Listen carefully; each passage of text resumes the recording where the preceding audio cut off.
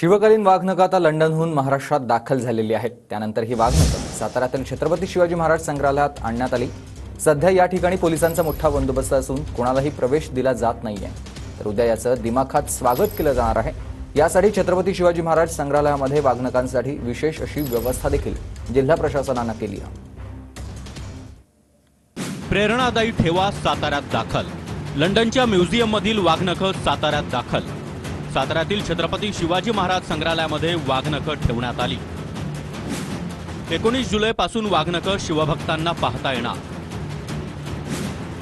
19 जुलैला साताऱ्यामध्ये वाघनखं आणि इतर शिवकालीन शस्त्रांच्या प्रदर्शनाचं उद्घाटन सोहळ्याला मुख्यमंत्री, दोन्ही उपमुख्यमंत्री उपस्थित राहणार।